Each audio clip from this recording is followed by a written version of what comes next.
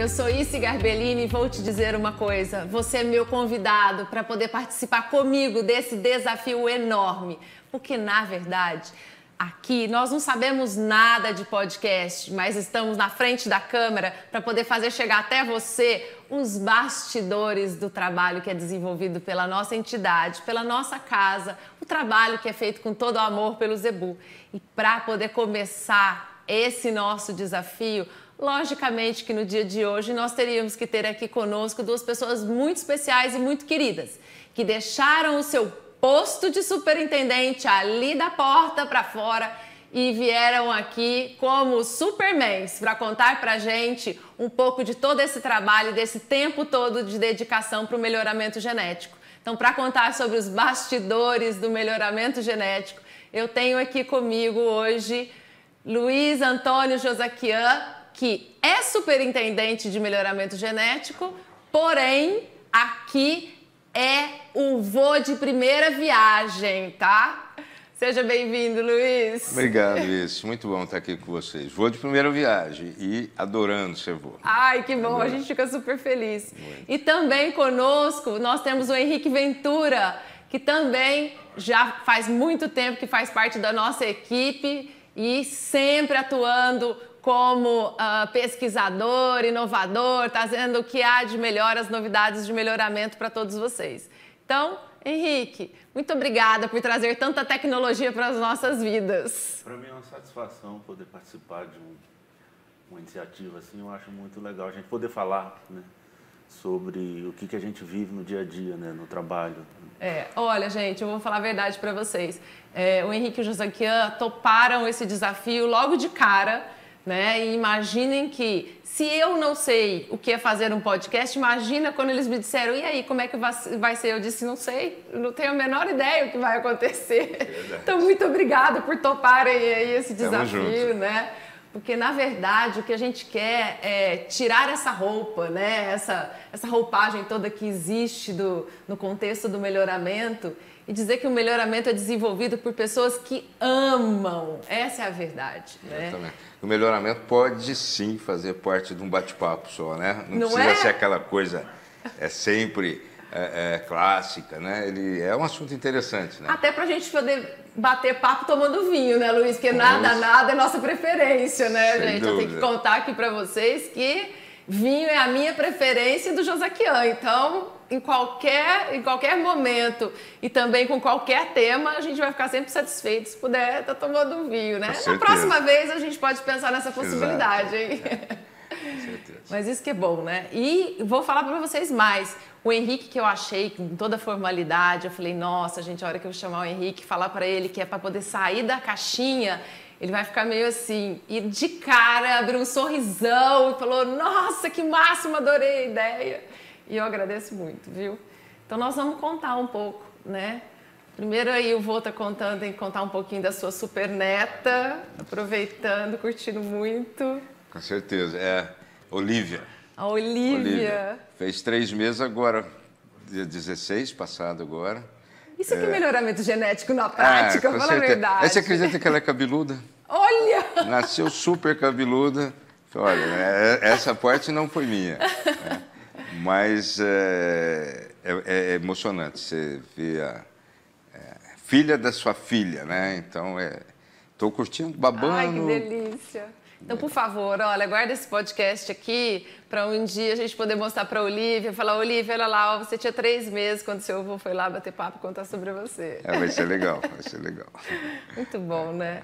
E é bom também poder ter, e eu posso dizer isso com muito orgulho, um mestre convivendo com a gente todos os dias, né, no Henrique? É tão bom a gente ter com quem a gente aprender, com quem pode ser exemplo para nós, né? Exato, e a gente aprende todo dia. Né? E troca informação, troca experiência. Isso é muito bom. É isso aí. São os presentes que a vida traz pra gente. Bondade. É nada. Gente, Josaquian foi meu professor. Vocês não estão entendendo que eu sentava lá no fundo e aí ele lá dando aula e tal, e tinha hora que eu falava assim, cara, esse negócio é interessante, mas tinha hora que eu falava assim, meu Deus, não estou entendendo nada, absolutamente nada do que ele está falando. Não, mas você vê, tem aquele provérbio, né, que diz que quando o discípulo supera o mestre. Tá aqui, olha, eu vou te falar uma coisa. Só se for na coragem de entrar aqui, viu? O amor por trabalhar com melhoramento e por estar no curral, eu tenho certeza que é bem próximo, mas o máximo que eu posso ter é literalmente a coragem de enfrentar a câmera, só isso. Imagina. Bom, gente, então para a gente poder começar a bater papo, eu queria... o tema nosso de hoje é contar um pouco sobre os bastidores do melhoramento genético, né? E eu queria que vocês contassem um pouquinho de como foi quando vocês pensaram, nossa, vou trabalhar na BCZ e vou trabalhar com melhoramento genético, o que será que eu vou me deparar na frente, né? Como é que vocês se recordam, como é que vocês se viram naquele momento, o que vocês pensaram, né? Com certeza, eu acho que não pensaram assim até hoje, mas conta pra gente, o que vocês imaginavam? É engraçado, assim, a genética, eu sempre tive uma... desde do ginasial, desde que eu tive a primeira apresentação, né, a genética sempre me intrigou, sempre me fascinou. E aí, nesses arroubos aí da juventude, nós chegamos, junto eu, mais um amigo, olha só que loucura, chegamos a montar um cursinho pré-vestibular que só tratava de biologia e eu só falava de genética, que era, assim, uma pretensão gigante, né? E tinha alunos, né? Pode perguntar quando foi isso? Nossa, eu vou ter que fazer muita conta, meu Deus. Eu posso afirmar que foi no milênio passado. Já está por aí. Já está bom. E aí, foi. Mas eu confesso que eu nunca pensei que eu fosse trabalhar exatamente nessa área. Eu só tinha um vínculo, assim, uma admiração por Mendel, pela genética e tal. E na faculdade, o meu trabalho de conclusão de curso foi em genética, né, porque eu gostava. Você só não queria aceitar que você ia trabalhar nessa área, então, mas não precisava nem... Exatamente, E aí eu tive a sorte, né, foi até muito curioso, porque eu vim na BCZ, eu estava estagiando, eu já tinha formado, mas naquela época o estagiário podia continuar estagiando, né? Não é chato como é hoje. Sim, eu lembro disso, né? Tá? Você não lembra? Exato, é verdade, foi o seu caso também. Eu sou testemunha viva disso. Que era, bom, isso não vem ao caso, mas era muito melhor. Isso vem ao caso, vamos venhamos. Hoje é tanta marra, muito melhor. tanta marra, você não pode fazer nada, né? Por um acaso, se não fosse por conta dos estágios, vocês conheceriam a ICE? Não.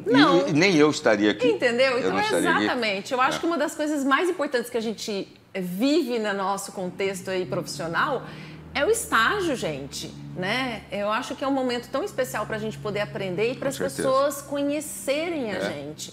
Então, pensa, de vez em quando eu fico pensando assim, meu Deus, na época que eu ficava lá no concurso leiteiro nas madrugadas brigando com todo mundo, se não fosse assim, ninguém ia ter se atentado que é isso. Verdade, então, são outros tempos, né? Outras...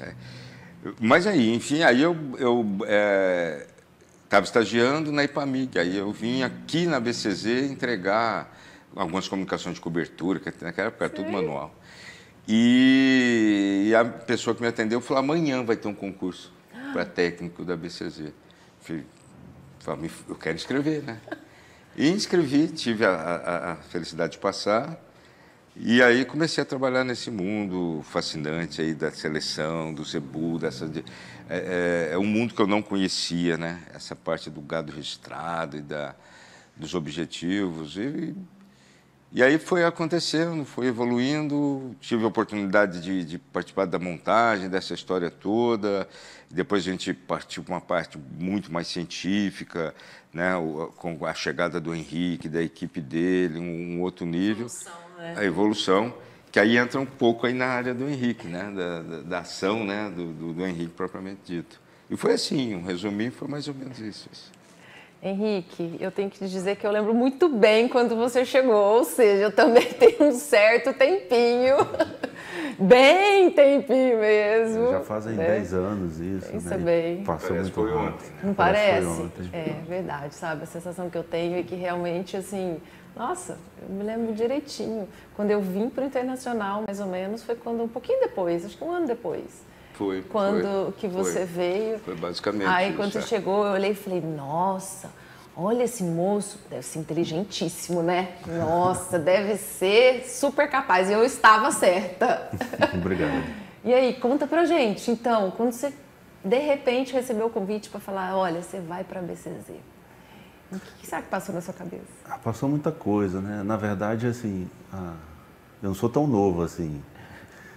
E mais 22 anos atrás, eu lembro de estar numa casa agropecuária e uma publicação que tinha avaliação genética de animais de diferentes raças. E eu achei aquilo muito bonito de cara, né? Sempre me interessei por genética, sempre achei muito legal e ainda não cursava zootecnia. E comecei a ler e achar aquilo tudo muito interessante, sobre o valor genético, sobre o melhoramento genético, sobre DEPS. Eu pensei, nossa, eu acho que eu quero ser o cara que faz isso, que trabalha por trás disso aqui. E prestei vestibular, fui para a Universidade Rural do Rio de Janeiro, né, quilômetro 47, fiz graduação em zootecnia.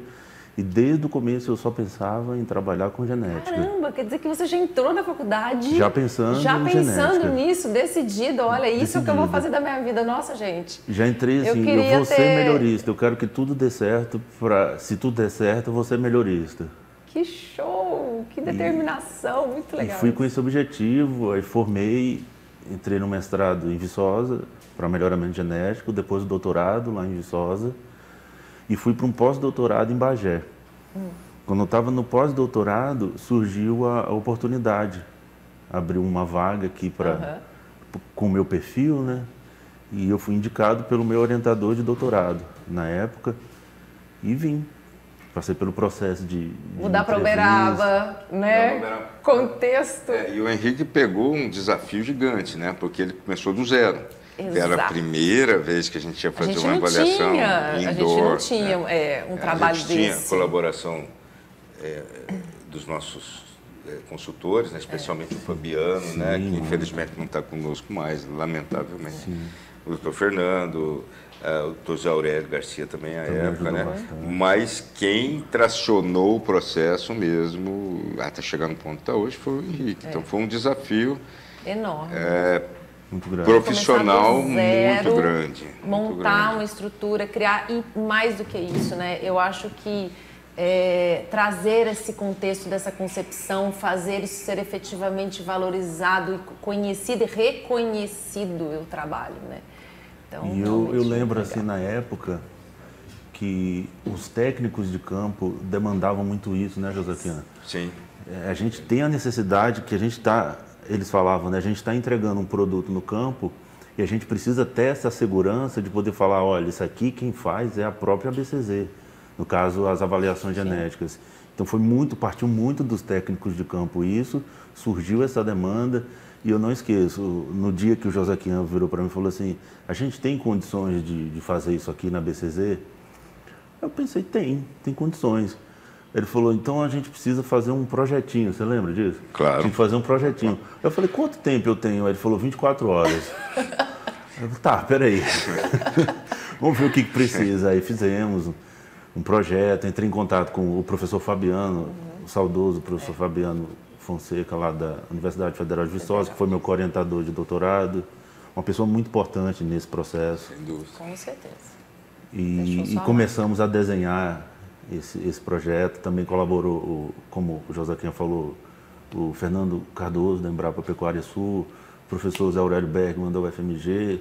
E assim, fizemos isso a muitas mãos, né? Foi um processo muito intenso, até chegar num resultado que poderia ser o embrião de uma avaliação genética que a gente chama de in-house, né? Produzida pela própria casa.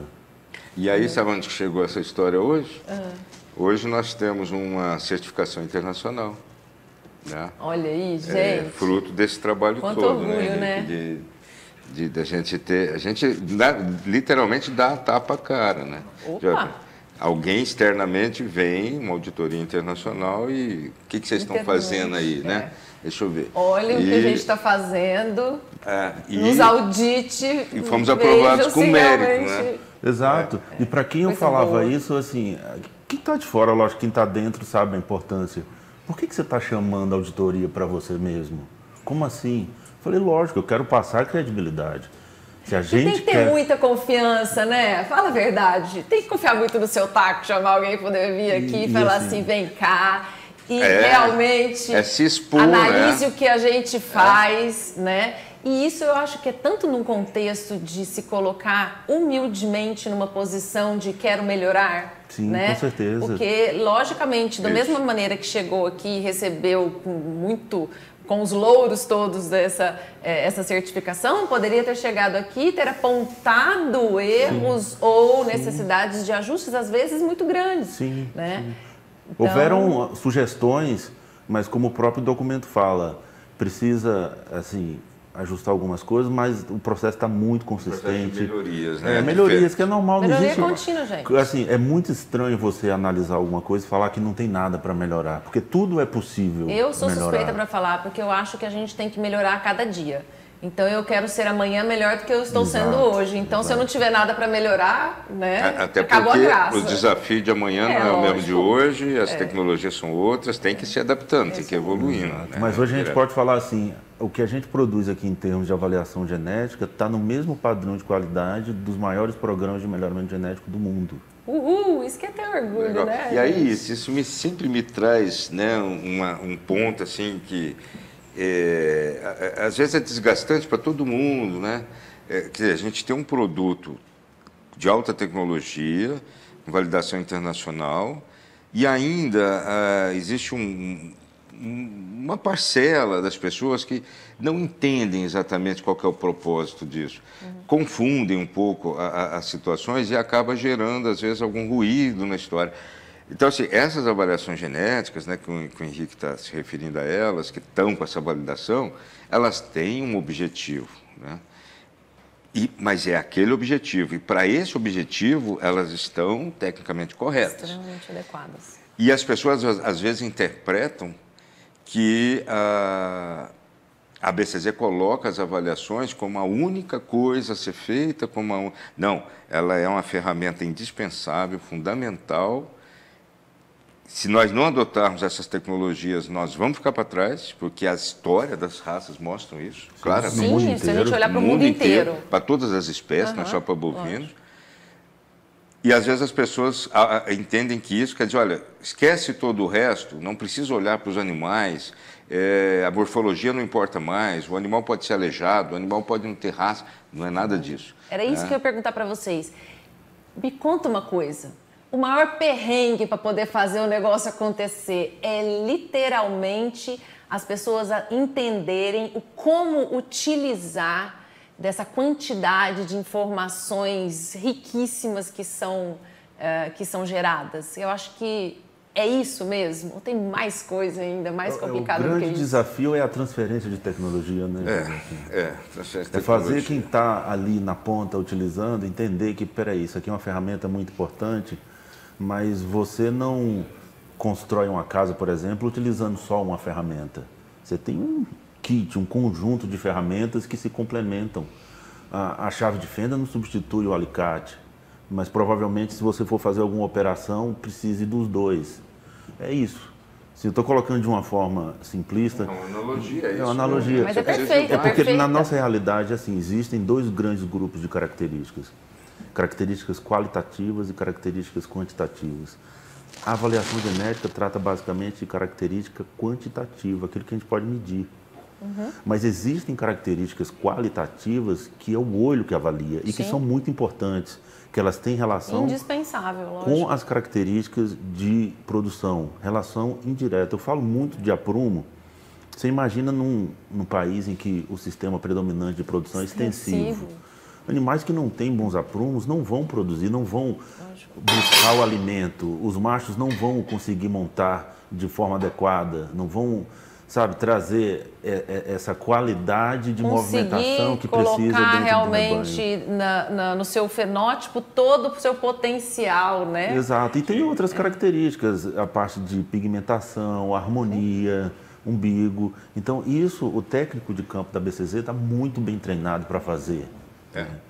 Com certeza. E é extremamente importante, isso não pode ser dispensado por conta da avaliação genética. Na verdade, as coisas andam juntas. E ó, vou te contar, hein? Essa semana nós vamos trazer os técnicos aqui do Brasil todo, que é exatamente para a gente continuar esse bate-papo. É bom poder, ouvir deles, né, que estão lá na a ideia ponta, é essa, entendeu? Começar aqui com vocês contando os bastidores e todos esses perrengues que existem daqui para fora e depois ouvi-los, né? Contando exatamente o complemento, né, da outra ponta, Sim. as dificuldades que existem. E eu tenho certeza que vai ser a mesma coisa. Fazer o criador que está lá na outra ponta entender como aplicar, como utilizar, né, de que maneira não é única. É porque as pessoas, às vezes, confundem a questão do conceito de raça, né? E isso, às vezes, fica muito confuso, porque, às vezes, se entende... entender o conceito de raça como sendo só um conjunto de características como tamanho de orelha, posicionamento de chifre, o conceito real de raça extrapola isso. Esses indicadores, né, digamos, étnicos, raciais, mostram que animais que têm aquela característica compartilham mais genes em comum do que outros indivíduos. E isso aumenta a possibilidade de você ter comportamentos semelhantes. A raça é isso, meio que traduzido do ponto de vista fenotípico, um comportamento, digamos, previsível. Agora, esse comportamento previsível, mesmo sendo previsível, ele é muito variável. Por exemplo, ninguém espera que um animal preto com grandes malhas brancas, que é o holandês, vá produzir carne bem. Sim. Né? É um indicador fenotípico. Agora, a produção em si, ela varia muito e tem uma base genética aditiva que você pode capturar ela. E aí que entram as avaliações genéticas, dentro dessa população, que tem uma consistência, que tem uma capacidade de transmitir aquilo. E entender o conceito de raça assim, de uma forma ampla é o nosso desafio. Eu acho que é o nosso maior perrengue. E aí há uma polarização da discussão, ou você é purista, ou você é número. Gente, não dá para existir isso. Se a vida inteira você me ensinou na faculdade que o equilíbrio, cadê alinhar, né? Buscar algo que tem, combinar essas coisas. E isso, eu acho que tem sido o nosso maior desafio, né? É um desafio muito grande, né? E assim, desculpa. Deixa eu contar. A gente procura olhar como espelho, né? Até como aprendizado, o que aconteceu no mundo, que os programas de melhoramento genético no mundo, não que eles sejam melhores, a gente está no mesmo nível, só que eles começaram antes. Sim. Então, muita coisa já aconteceu e a gente pode aprender observando. Nossa, né? Eu sempre acho que os exemplos que se tem, a gente nunca pode deixar de lado. Para isso que serve a não história, né? né? Para não repetir o passado errado. Para que nós vamos né? repetir os mesmos erros?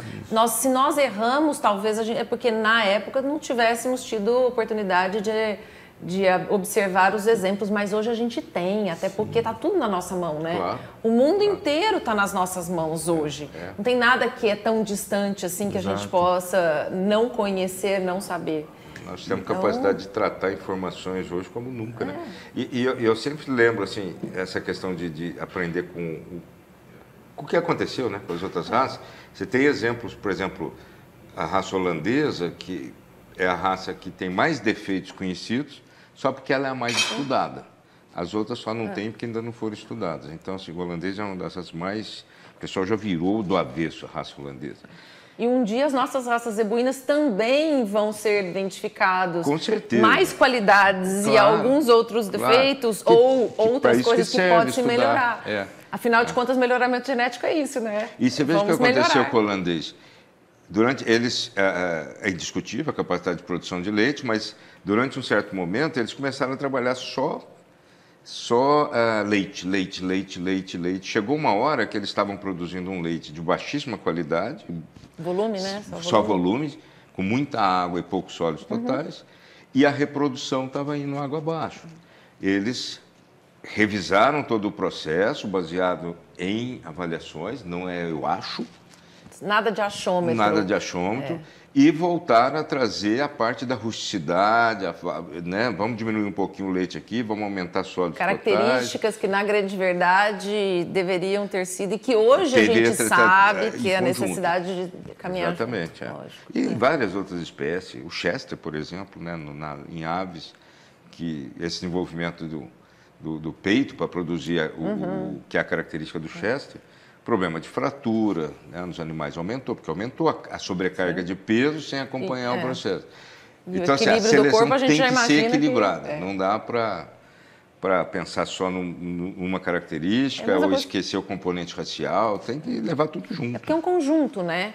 Vamos imaginar que um animal, ele é um conjunto. É um conjunto. Então, assim, a gente tem que pensar que, lógico, a gente tem que selecionar características raciais, sim, não tenho a menor dúvida. Eu, como jurada, tenho certeza que a gente precisa, mas a gente precisa produzir e a gente precisa ser eficiente. E com certeza, o que eu até quero saber de vocês é o seguinte: o que nós estamos fazendo hoje, acho que é só um primeiro passo para o que a gente vai fazer daqui 2, 3 décadas, né? Então, como vocês acham que a gente vai chegar lá daqui 2, 3 décadas? Eu não sei se eu chego.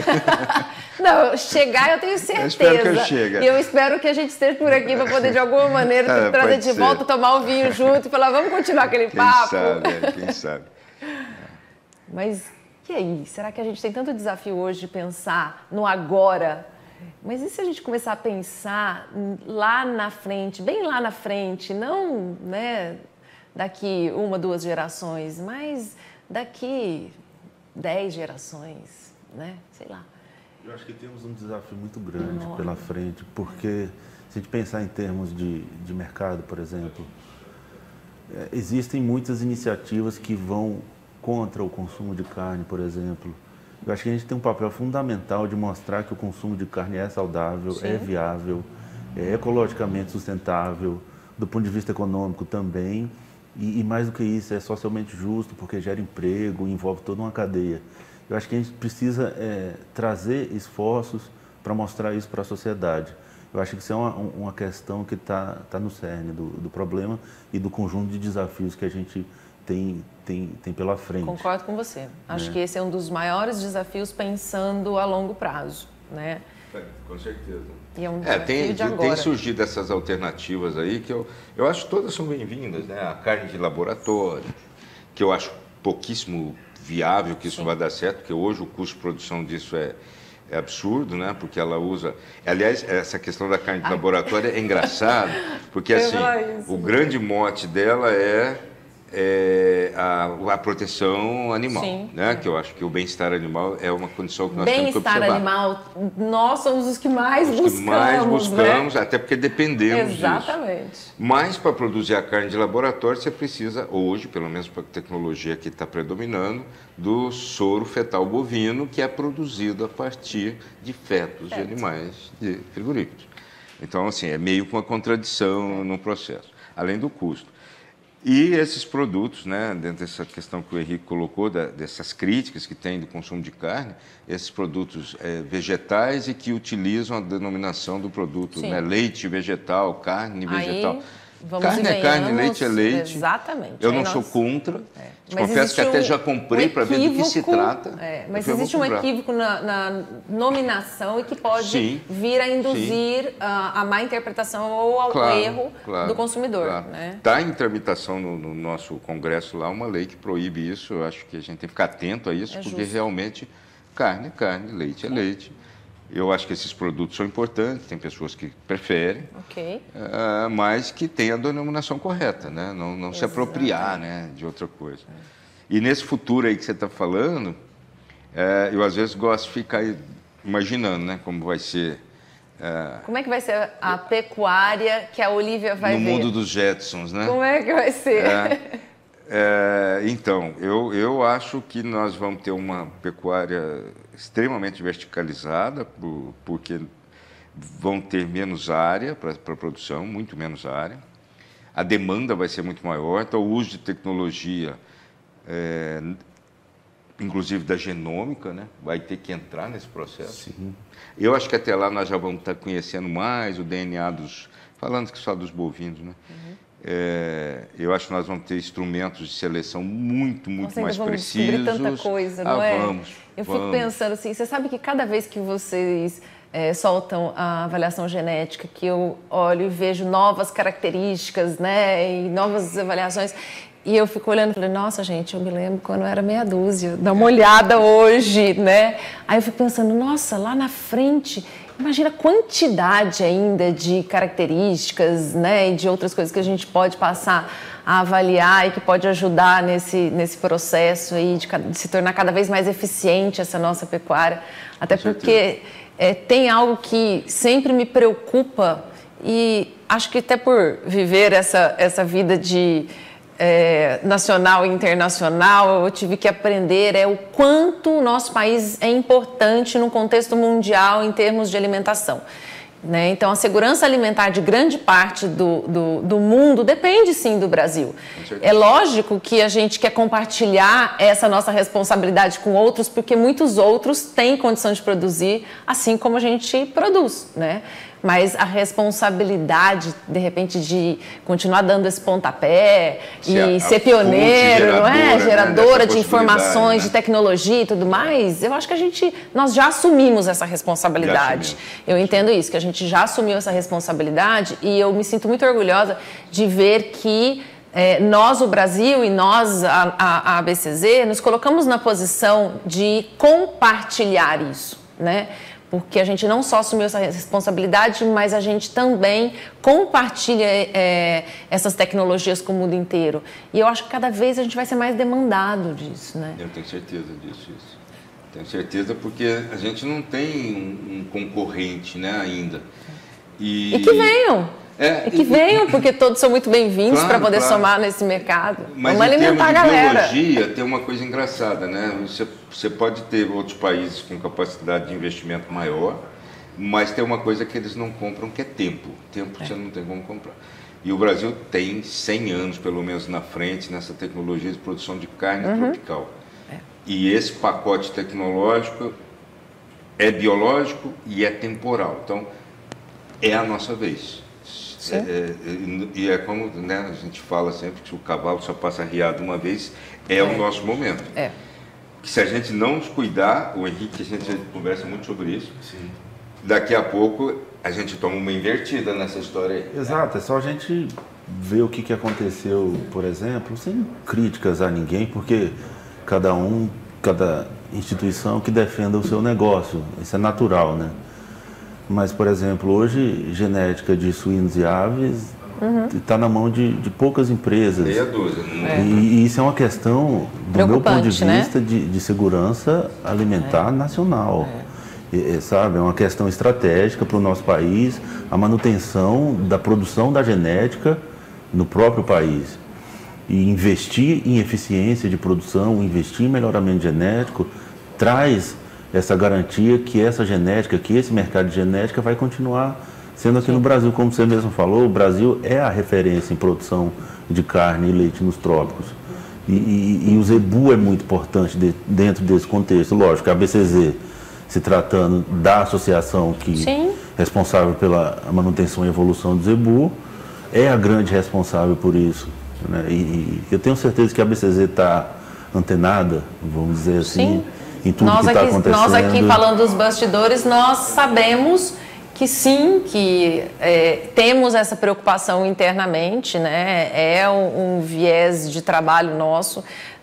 Continuar desenvolvendo o trabalho da pesquisa e da seleção do melhoramento é o nosso dia a dia, né?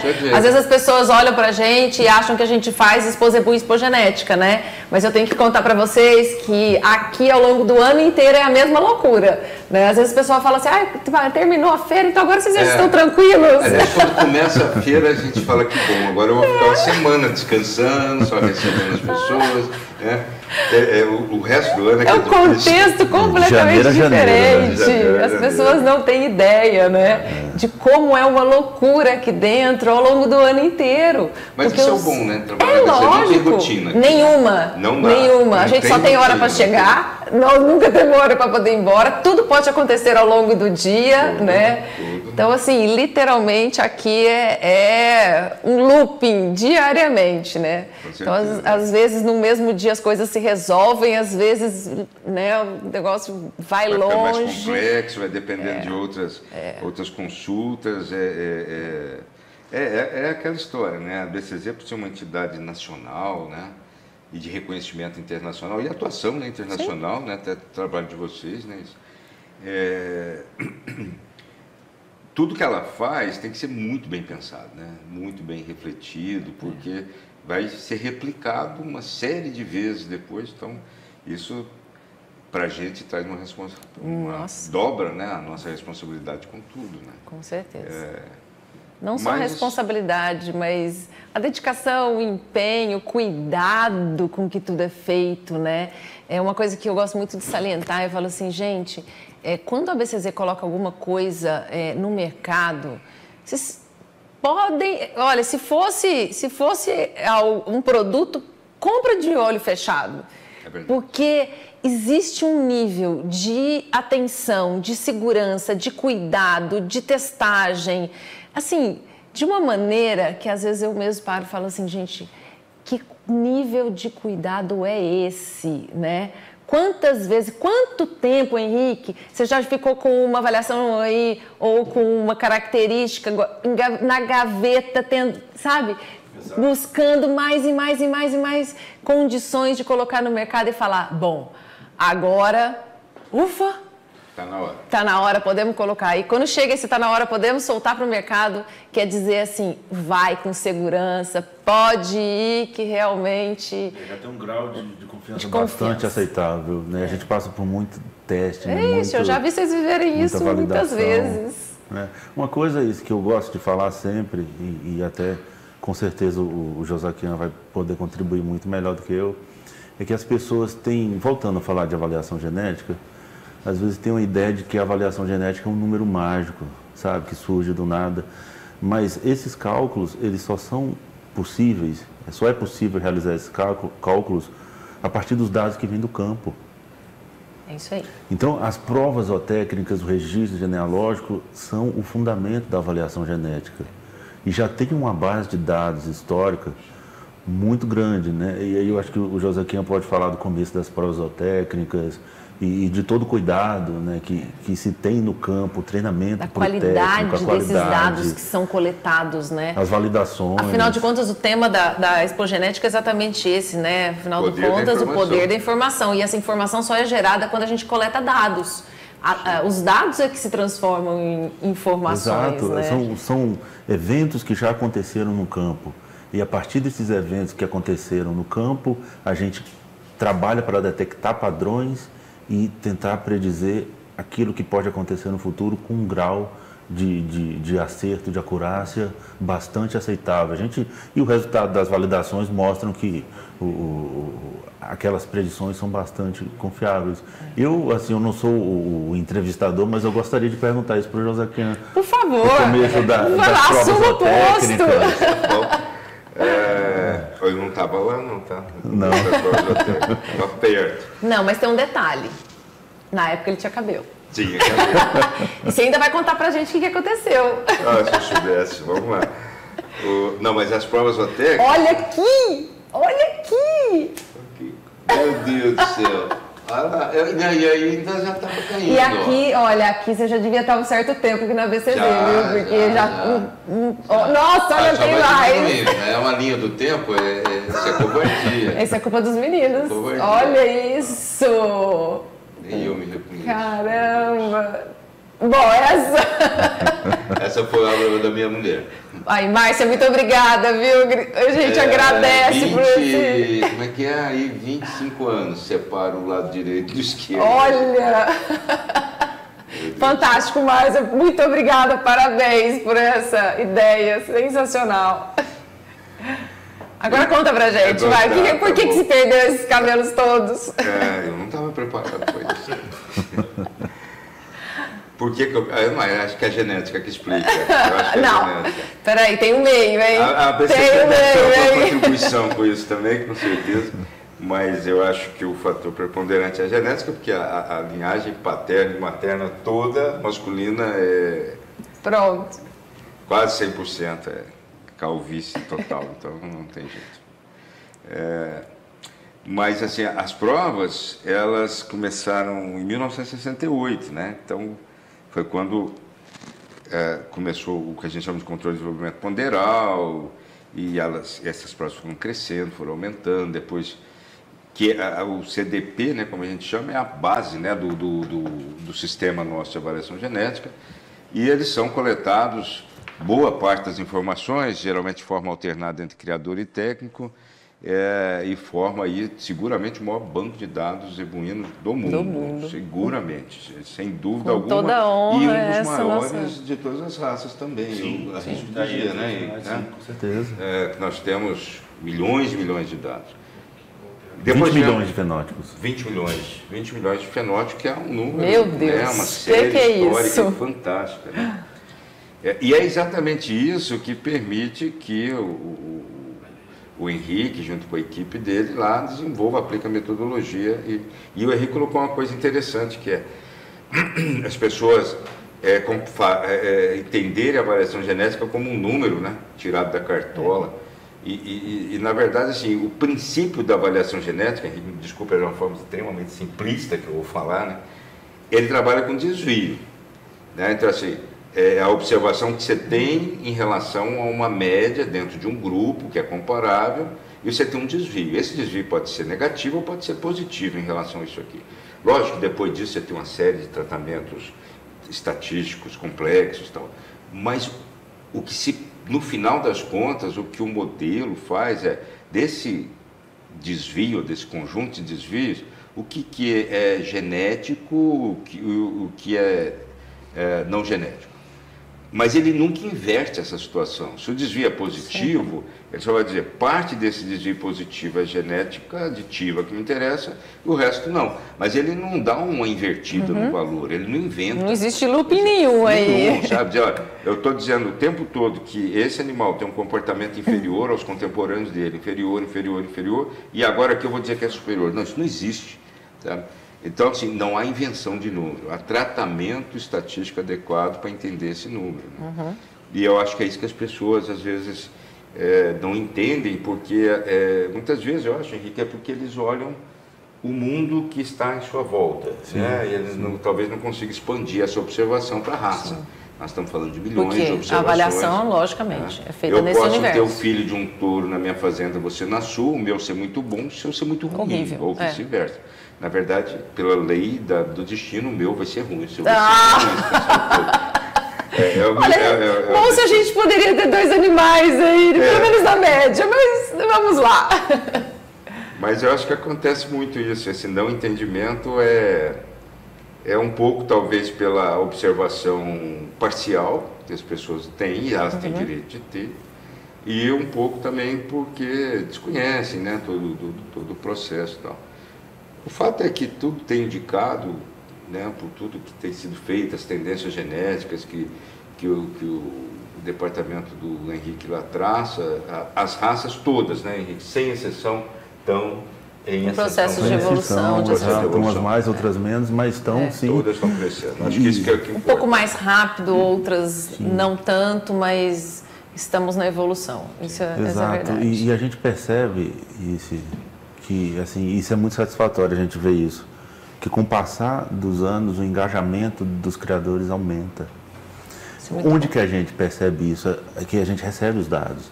Então, proporcionalmente, a gente nunca recebeu tantos dados entre uma avaliação genética e outra. E eu estou falando tanto de genealogia, quanto de fenótipo, quanto de marcadores moleculares.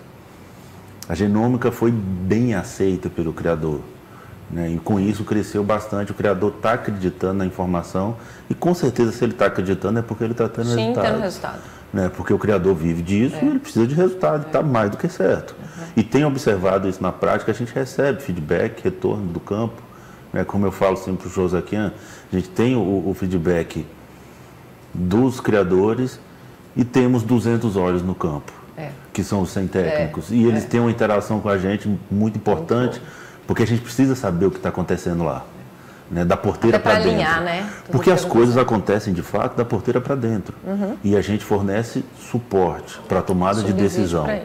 Exato, mas a estrela do show está lá dentro, é dentro da fazenda. Porque se não estiver funcionando lá, não faz o menor sentido. Não faz sentido, o trabalho aqui dentro. Sentido. Nós estamos fazendo um trabalho criterioso, muito bonito, mas daí, né? A contribuição efetiva para... Deixa eu falar uma coisa para vocês. Tem um monte de gente ali na frente já me puxando a orelha, porque diz que nós já estouramos o nosso tempo. Tem tempo que tem um moço ali falando pra mim assim, olha... Eu quero 40 minutos, já estourou esse 40, já tem um bom tempo. Eu nem Isso quer dizer que o papo rolou da melhor maneira possível. Muito. Então, a única coisa é o seguinte, eu quero já deixar o convite aqui para uma outra oportunidade a gente vir dar sequência nesse papo, porque a gente precisa falar ainda da parte genômica, né? Que é um novo momento que praticamente a gente está aí num certo início, né? De uma nova era. Então, já fica aqui o convite para uma próxima oportunidade para a gente vir parar exatamente deste momento, né? Para a gente poder vir falar sobre genômica e compartilhar um pouco dessa continuidade aí. Legal. Daí para frente. Muito interessante isso que você colocou. E assim, a BCZ começou esse processo de avaliação genômica em 2018. Hoje a BCZ está entre os 5 maiores do mundo. 2018 foi ontem, Foi em 4 anos, já passou de 230 mil animais. Nós nos surpreendemos com a adesão que a Henrique falou dos criadores. É o engajamento dos criadores. Acho que isso é um assunto para mais uma hora. Vamos, mas eu estou falando, mais um programa. A minha parte de compromisso é só agendar. Ótimo, fico feliz, viu? E agradecida muito por vocês terem aceito, não só o convite, mas o desafio de vir aqui bater papo comigo, de cara, no primeiro podcast que literalmente eu não sei fazer. Não está dando para acreditar que é o seu primeiro podcast. Olha, eu vou falar a verdade, eu juro que... Não, vocês sabem que na verdade eu costumo brincar com os meninos e falar que o meu habitat natural é o curral. Não é isso que, olha, não tem tela de televisão que vai mudar isso. Então, muito obrigada, agradeço muito. Leve o nosso carinho, nosso beijo para a Olivia, tá? Vamos guardar esse podcast para ela poder assistir lá na frente. Obrigado. Henrique, super obrigada por ter participado conosco e já está aí o convite para a próxima. Para mim foi uma grande satisfação, estou sempre à disposição. Vamos lá.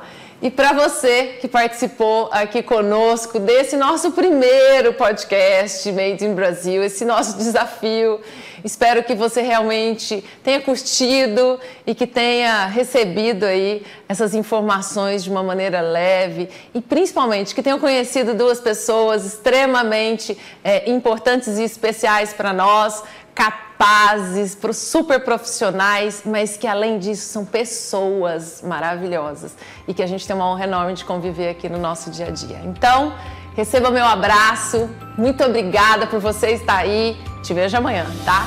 Até mais, tchau, tchau.